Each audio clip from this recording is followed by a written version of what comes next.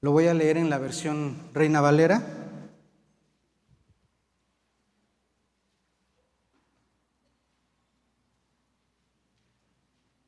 Dice así: pero el alimento sólido es para los que han alcanzado madurez. ¿Cuál es la serie que estamos viendo? Hacia la madurez. Dice: para los que por el uso tienen los sentidos ejercitados en el discernimiento del bien y del mal. Aquí nos deja muy claro la forma en la que Dios quiere que nosotros alcancemos esa madurez y que nosotros lo obtengamos. ¿De qué forma? Mediante el uso, mediante la práctica, que nosotros lo estemos desarrollando y que nosotros conscientemente lo queramos llevar a cabo, que lo estemos ejercitando en nuestra vida, ¿sí? Aquí no dice mediante la oración, no dice mediante el ayuno, mediante la alabanza, y no quiero que lo malentienda, mi hermano. El ayuno, la oración y la alabanza son parte fundamental de la vida de un cristiano y la tenemos que estar llevando, debe ser nuestro pan diario. Eso no está en duda. Pero en esto lo que Dios quiere es que nosotros pongamos manos a la obra, que lo hagamos, que lo estemos haciendo, que lo estemos desarrollando, que sea parte de nuestro ADN, de nuestra forma de llevar las cosas y de vivir, ¿sí? Y de esa forma nosotros nos vamos a hacer expertos, ¿sí? De esa forma nosotros después vamos a ser maestros en el arte de obedecer a Dios y de cumplir sus mandamientos. Mire, le voy a contar algo que me llamó mucho la atención, que leí hace poco, y esto es de que en Estados Unidos, en unas pruebas estandarizadas de matemáticas que le hacían a los alumnos de escuela, ellos veían que los niños japoneses, los alumnos japoneses tenían mejores calificaciones que los alumnos estadounidenses. Y entonces eso para Estados Unidos, decir que no son los mejores, les pega en el orgullo, ¿no? Seguramente. Entonces ellos lo que hicieron fue decir: a ver, vamos a ver por qué es, porque tal vez los niños japoneses pues tienen algo genéticamente, naturalmente, que los hace ser mejores en matemáticas, y pues ellos así son, ¿no? Ni modo, no competimos contra eso. Pero entonces al hacer el estudio ellos tomaron una parte de niños, tomaron muestras, y lo que consistía era en que ellos desarrollaran, en que ellos pudieran resolver un rompecabezas muy difícil, muy complicado. Y la idea no era que ellos lo terminaran, que ellos lo lograran resolver. La idea era ver cuánto duraban intentándolo, haciéndolo, perseveraban en resolverlo unos con respecto a otros. Y resulta que el estudio arrojó que los niños estadounidenses en promedio lo dejaban a los 9.47 minutos de hacer. Ahí en ese momento ellos le paraban. Y los niños japoneses llegaban a los 13.53. Casi un 40% más perseverantes. Y entonces esto les arrojó que no era precisamente algún tema genético donde porque los niños japoneses tienen sus ojitos así rasgados, ellos veían mejor los números y lograban hacer las operaciones más fácil, ¿no? Sino que era porque ellos tenían mayor perseverancia y eso los hacía mejores en esa materia. Dios quiere que nosotros seamos Dios quiere que nosotros seamos como esos niños, que perseveremos en estar practicando su palabra, en estar llevándola a cabo, en estar intentando. Puede ser que haya momentos o haya tiempos en donde no lo logremos, en donde nos caigamos, donde tropecemos y nos raspemos. ¿Pero qué hacemos? ¿Nos quedamos llorando en el piso? Nos levantamos, nos sacudimos las rodillitas y seguimos otra vez. Y avanzamos, y avanzamos. Ahora yo le voy a decir la buena noticia de todo esto. No necesita salir de su casa, mi hermano, para practicarlo. Voltea a ver a su pareja, voltea a ver a su familia y dígale: tú eres mi gimnasio. Contigo voy a practicar.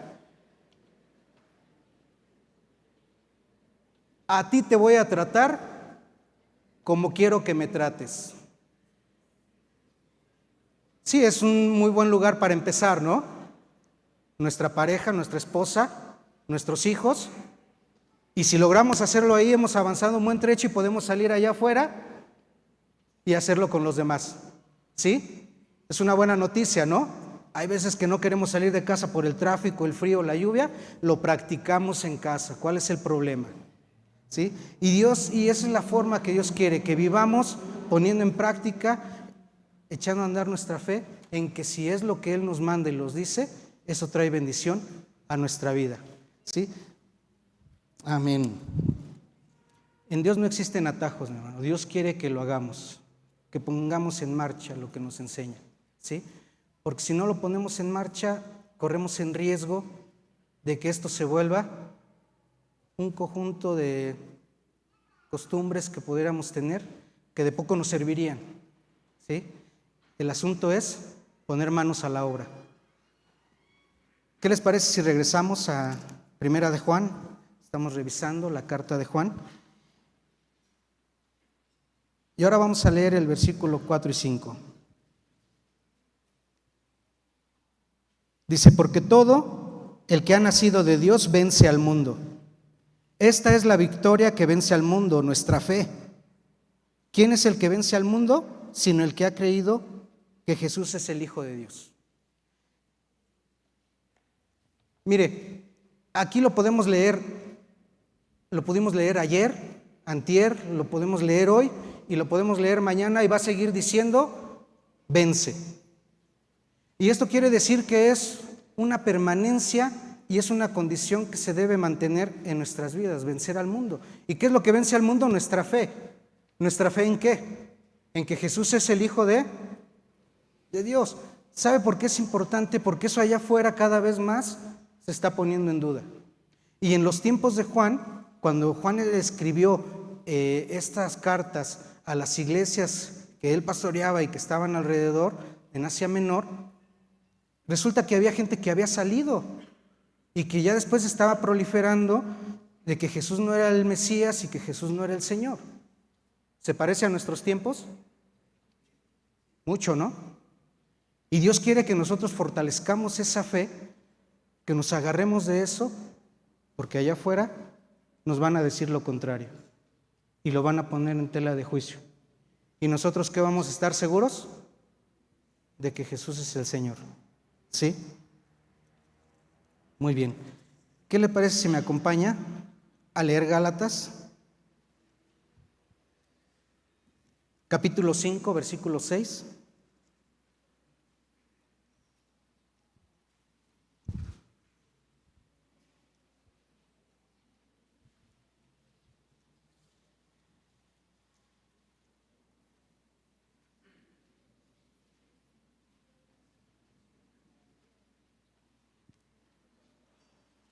Dice así. Ay, perdón, que le moví. Fuiste tú, sí, no es mi culpa. 1, 2, 3. Ahí, ¿se escucha bien? Muy bien. Vamos a leer. ¿Sí? Dice así, en Cristo de nada vale estar o no estar circuncidados. Lo que vale es la fe que actúa mediante el amor. ¿Sí? Es lo que les comentaba.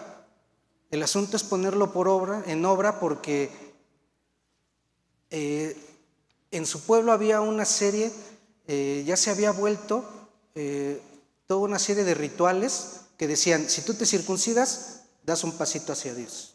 Si tú guardas el Shabbat, das otro pasito hacia Dios. Si tú traes tu holocausto, caminas hacia Dios. Y entonces el Señor Jesús viene y dice, misericordia quiero y no sacrificio.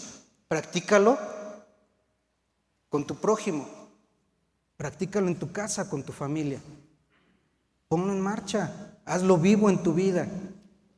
Y esa es la forma en la que Dios quiere que pongamos nuestra fe a andar. Y dice, vence al mundo. Mire, nosotros no es necesario que vayamos y busquemos los molinos de viento como en el Quijote, ¿no? que busquemos allá afuera monstruos gigantes que quieren atacar y que quieren derribar algo de nosotros. Lo que está, lo tenemos aquí adentro, ¿sí? No es otra cosa que derrotar en nuestra propia vida todo aquello que está en oposición a Dios. Y es difícil porque entre eso, ¿qué creen que está? El orgullo, ¿sí? Y si algo me tira el orgullo, ¿qué hace? Me levanta, ¿no dicen por ahí? Bueno, lo primero que tenemos que sacrificar en nuestra vida es eso y traerlo a los pies de Dios. Dice en Proverbios 16:32, es mejor dominarse uno mismo que conquistar una ciudad. Debemos de empezar por lo que tenemos nosotros, traerlo a los pies de Cristo. No buscar allá afuera en qué están haciendo tal vez los demás, ver con qué podemos empezar nosotros avanzando, acercándonos a Dios, poniéndolo en sus manos, que Él sea el que moldee nuestra vida. ¿Sí? Y es la forma en la que Dios quiere que nos conduzcamos, es la visión que el apóstol Juan da, y es la forma en la que nosotros podemos demostrar el amor para con nuestros hermanos, para con la gente que nos rodea. ¿Sí? Y mire, esto es con un ánimo de Dios, porque Dios tiene regalos para nosotros. ¿Cuál es el regalo principal que nos ha dado? ¿Qué les parece si me acompañan a verlo? Regresamos a Primera de Juan.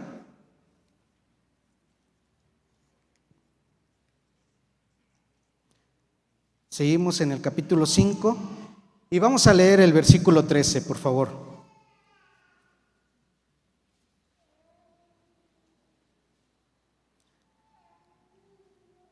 Dice, les escribo estas cosas a ustedes que creen en el nombre del Hijo de Dios, para que sepan que tienen vida eterna. Eso lo decimos fácil en 3 palabras, pero tiene un significado inmenso para nuestra vida. Y no podemos tomarlo con ligereza, porque es la forma en la que Dios quiere que nosotros trascendamos. ¿Qué significa la vida eterna en nuestra vida? Aquí nosotros estamos de paso, ¿estamos de acuerdo? Algún día vamos a morir. Algún día, unos antes, otros después. Esperemos que nos falten muchos años, pero al final de cuentas, partimos. ¿Y a dónde partimos? Muchos creen que aquí se acaba, ¿no? Dicen que tenemos que disfrutar aquí porque después, ¿nosotros creemos eso? No. Dice el Señor en su palabra, en la casa de mi Padre muchas moradas hay. Voy pues a preparar lugar para vosotros, para que donde yo estoy, ustedes también estén. Dios quiere que nosotros trascendamos y que logremos estar con Él en la vida eterna. ¿Qué más regalo podemos recibir de Dios? ¿Qué mayor regalo podemos tener de parte de Él? Y quiere que Dios lo tomemos, que lo hagamos propio, que lo hagamos nuestro, que luchemos por Él. Miren, acompáñenme a Primera de Timoteo, de la forma en la que Pablo le habla a Timoteo, a un joven Timoteo que está en el ministerio, que está empezando, que Pablo lo va a dejar, ¿sí? Y lo que le dice, la instrucción que le da, ¿sí? Eso está en Primera de Timoteo 6:12.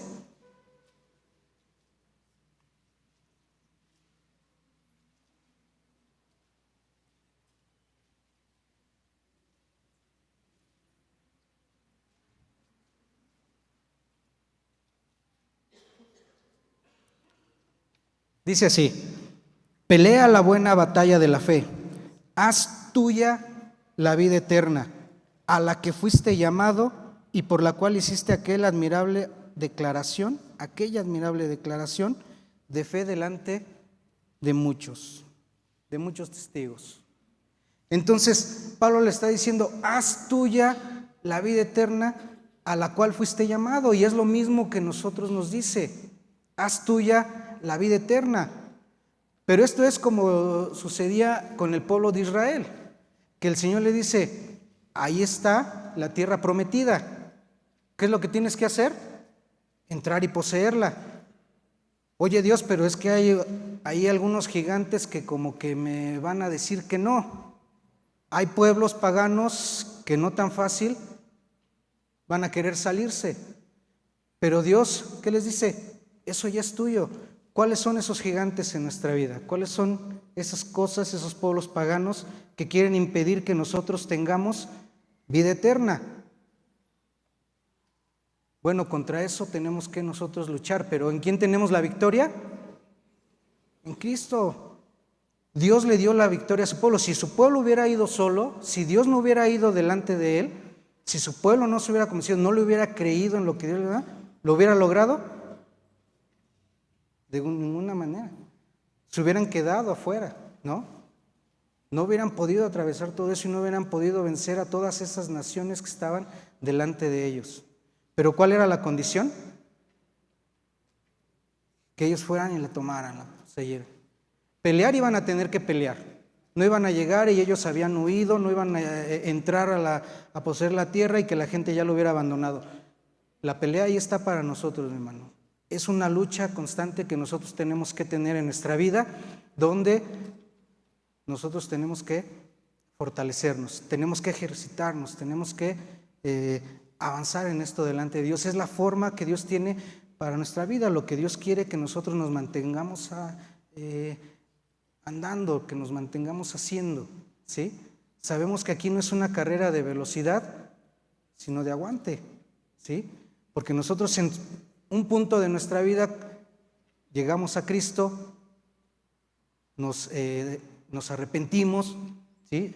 Dios nos da su salvación, somos redimidos y ahora tenemos que empezar a caminar en consecuencia, haciendo su palabra, ¿sí? Cumpliendo sus ordenanzas, sus mandamientos. Y muy bien, Dios tiene también conocimiento de que tenemos necesidades. ¿Cuántos de aquí tenemos alguna necesidad que queremos que Dios quiere que nos ayude? Que Dios nos debe de ayudar, si no, no vamos a poder. Yo creo que todos, ¿no? Y Dios quiere seguir abriendo su tesoro para nosotros y decirnos, aquí estoy para ayudarte, estoy de tu lado. Mire, acompáñenme ahí mismo en Primera de Juan. Continuamos leyendo.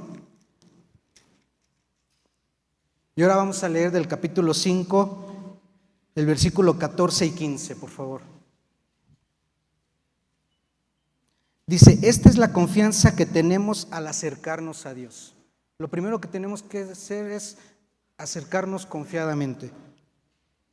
Que si pedimos conforme a su voluntad, Él nos oye. Y si sabemos que Dios nos oye, todas nuestras oraciones podemos estar seguros de que ya tenemos lo que le hemos pedido. Entonces, Dios quiere que nosotros tomemos eso, porque sabe que tenemos necesidades, sabe que nosotros anhelamos algo de parte de Él. Puede ser algún tema de trabajo, de provisión, de salud, de sanidad. Puede ser algún tema de salvación de alguien que amamos y que no acepta. El único que tiene el poder para hacer eso es Dios, ¿sí? Y Dios dice, acércate con confianza de que si lo que pides está dentro de mi voluntad, ya lo tienes. Ahora aquí la pregunta y el detalle, el feeling, es ¿cuál es la voluntad de Dios? ¿Cómo sabemos si estamos pidiendo conforme a su voluntad o si estamos pidiendo algo que se aleja?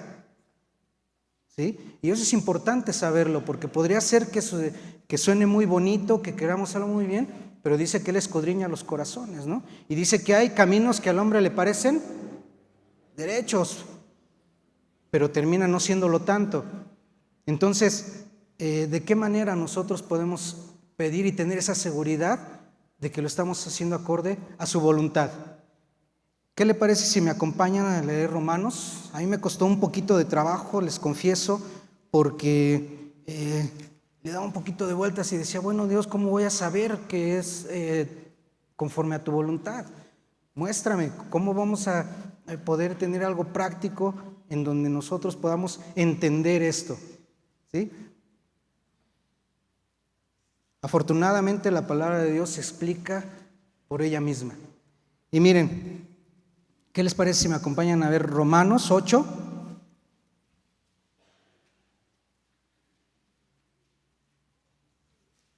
Y voy a empezar ponga su mirada en el versículo 5.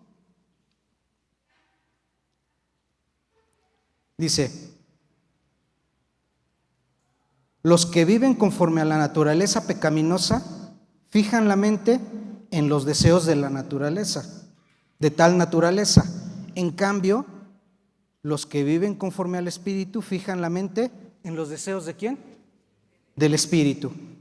La mentalidad pecaminosa es muerte, mientras que la mentalidad que proviene del Espíritu es vida y es paz. Entonces, ¿con qué mentalidad nosotros nos tenemos que acercar delante de Dios y pedirle conforme a su voluntad? Con una mentalidad en el Espíritu, ¿sí? Porque si nosotros pedimos conforme a la naturaleza de nuestro cuerpo, de nuestra carne, dice que eso lo que provoca es muerte. Y lo que provoca que nosotros pidamos conforme al Espíritu de Dios es vida y paz. Entonces nosotros tenemos que pedirle al Espíritu de Dios que venga. Mire, pongamos atención ahora más adelante ahí en Romanos 8, pero ahora en el versículo 26.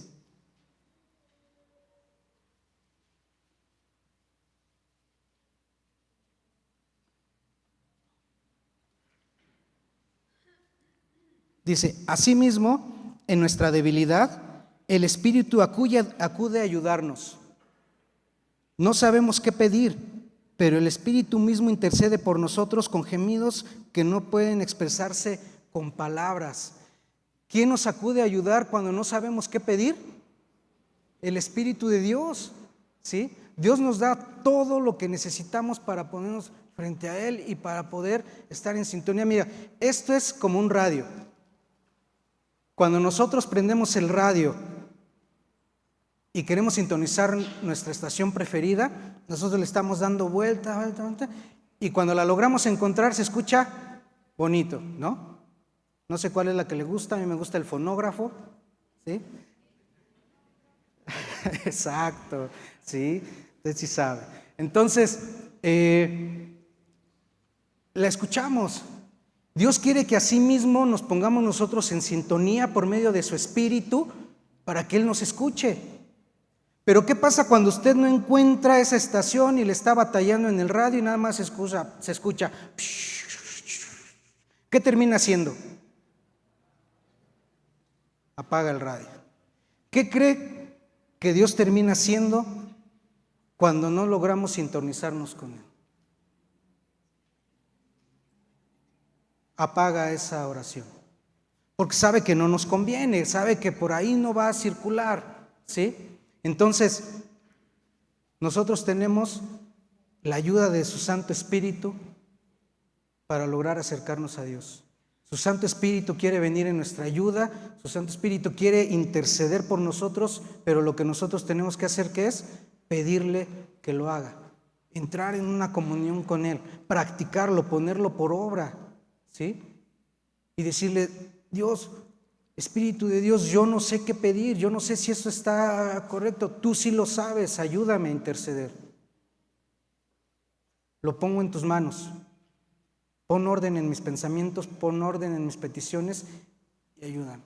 Y esta es la manera en la que el apóstol Juan, ve la forma en la vida de un cristiano y la forma en la que quiere que avancemos y que nosotros nos mantengamos en ese caminar, ¿sí?